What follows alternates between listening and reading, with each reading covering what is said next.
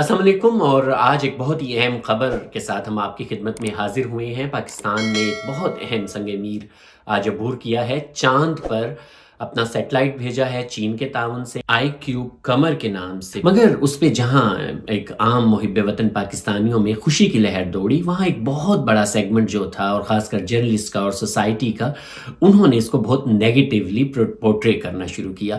تو اسی کا ہم ایک سائنٹیفک تجزیہ کریں گے کہ آخر جب پاکستان کی کوئی بھی مثبت خبر آتی ہے، اس پہ کیوں کچھ لوگوں کو آگ لگ جاتی ہے، وہ اسے منفی رنگ میں پیش کرتے ہیں۔ اسی پہ ہم بات کریں گے۔ تو سب سے پہلے اس خبر کی تھوڑی سی تفصیل دیکھ لیتے ہیں۔ آئی کیوب قمر کے نام سے ہے، یہ پاکستان نے چائنا کی مدد سے بھیجا ہے۔ اچھا، مزے کی بات ہے کہ جو سپارکو ہے وہ اس خطے میں سب سے پرانے ادارے میں سے ہے، اور جو امریکن ناسا سے کچھ ہی عرصے بعد یہ بنا تھا، اور چائنا سے 32 سال پہلے یہ اس کو بنایا گیا تھا۔ یہ تب سے کام کر رہا ہے، اور اب یہ ایک بہت اہم، جب چندریان بھیجا انڈیا نے تو اس کے بعد پاکستان پر بھی ایک پریشر بھی آیا، اور بڑے سارے لوگوں نے طنز کرنا شروع کیا، اس کا ٹھٹھا اڑانا شروع کیا، اور اس کے بعد اب پاکستان نے بھی بھیجا ہے۔ یہاں یہ سوال بھی ہے کہ چاند پہ یا خلا میں یہ سیٹلائٹ کیوں بھیجے جاتے ہیں؟ اس کے بہت سارے مقاصد ہیں۔ ایک تو یہ کہ ایک سائنٹیفک ایکسپیریمنٹس ہوتے ہیں جس سے مختلف طرح ایکسپرٹیز ہیں وہ ڈیولپ ہوتی ہیں، جی پی ایس وغیرہ کی جو ٹیکنالوجی ہے،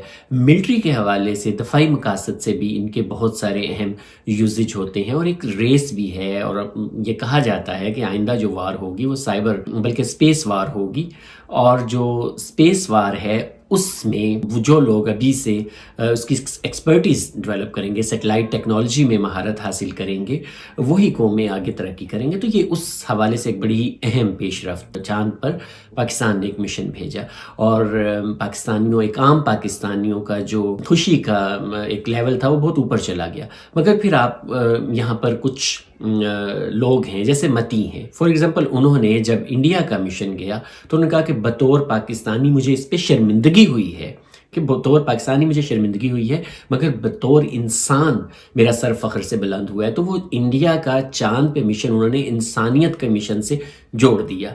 مگر جب آج پاکستان نے بھیجا تو وہی متی، آپ یہ دیکھ سکتے ہیں، یا ٹویٹ بھی ایڈیٹر صاحب لگا دیں گے، کہ وہی متی صاحب فرما رہے ہیں، اور اس کو طنز میں لے گئے، اس کو چاند دیکھنے اور 2 عیدیں اور اس طرح کی منفیت کی طرف لے کر چلے گئے۔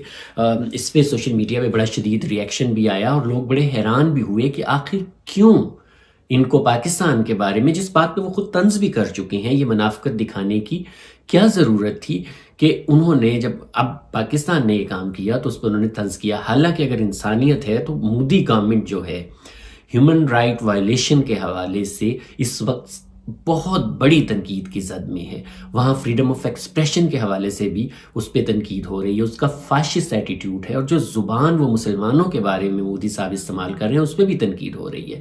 سو انڈیا کو آپ انسانیت سے اس طرح نہیں جوڑ سکتے کہ شاید خدا نخواستہ پاکستان میں بہت زیادہ ہیومن رائٹ وائلیشن ہوتی ہے، جو کہ متی صاحب وغیرہ یہ مقدمہ پیش کرتے ہیں، اور انڈیا میں ایسا نہیں ہو رہا، ایسا بالکل بھی نہیں ہے۔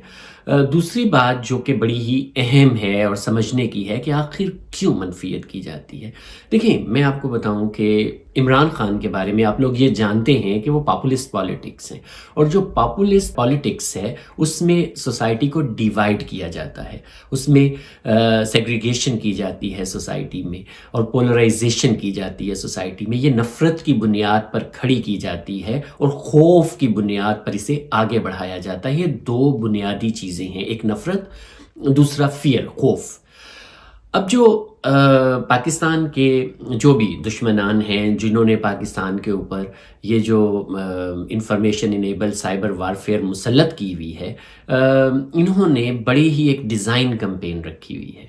اگر آپ کو میں ریمائنڈ یہاں کرواؤں گا، جو کیمبرج انالیٹیکا کا سکینڈل تھا، اس سکینڈل میں جو اس کی جو ڈیٹیلز ہیں کبھی آپ پڑھیں، اور میں بھی اس پہ اگر آپ کہیں گے تو ایک ویڈیو ڈیٹیل میں بتاؤں گا، تو اس میں جس فرم نے، اچھا یہ بات یاد رکھیں، جو کیمبرج انالیٹیکا کی فرم تھی اس نے یہ جھوٹا نام رکھا ہوا تھا، اس کا کیمبرج یونیورسٹی سے کوئی تعلق نہیں تھا، اور یہ ایک جاسوس فرم تھی، اور یہ افغانستان اور عراق میں برطانیہ کے لیے جاسوسی کر چکے ہیں۔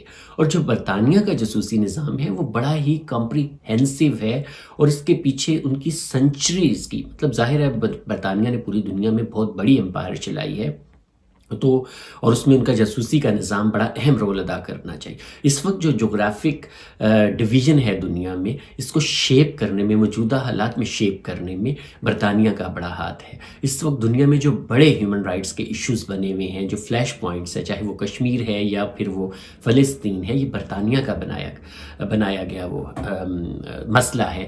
اب آپ دیکھیں کہ جو لانس آف عربیہ تھا وہ بھی برطانیہ کا ایک وہ تھا۔ تو اسی طرح جو موجودہ دور کے لانس آف عربیہ آپ کیمبرج اینالیٹیکا کو کہہ سکتے ہیں، تو انہوں نے جو کام کیا تھا، اگر آپ اس کی ان کا جو رپورٹس دیکھیں تو اس میں وہ یہ بات آپ کو بتاتے ہیں کہ کسی بھی سوسائٹی میں کلچر، پالیٹکس اور سوشل جو ڈویژنز ہوتی ہیں، یہ ڈیٹا انالیسس کی ٹیکنیک کے تھرو ان کو آئیڈینٹیفائی کرتے ہیں۔ آئیڈینٹیفائی کرنے کے بعد یہ پھر ایسے ٹیلرڈ یا ایسے کسٹمائز میسیجز بناتے ہیں جو کہ اس کو فردر گیپ کو وائڈن کرے۔ فار ایگزامپل پاکستان کے حوالے سے اگر آپ دیکھیں تو بلوچستان کی محرومیاں ایک حقیقت ہے۔ بلوچستان باقی صوبوں سے پیچھے ہے۔ جو کچھ فاٹا میں ہوتا رہا، جو کے پی میں ہوتا رہا، وہ بھی ایک حقیقت ہے۔ اب یہ ایک موجود وہ مسائل ہیں، ایک ڈیوائڈز ہیں۔ اب اسی کو جو پاکستان دشمن ہوں گے جنہوں نے یہ وار مسلط کی ہے، وہ ایسی کمپینز ڈیزائن کروائیں گے کہ اس کو وائڈن کیا جائے گا، اس کے اوپر آپ کے ملک کی بنیادوں کو کمزور کیا جائے گا، اور اس کے لیے وہ مس انفارمیشن، فیک نیوز اور ڈس انفارمیشن کا سہارا لیتے ہیں۔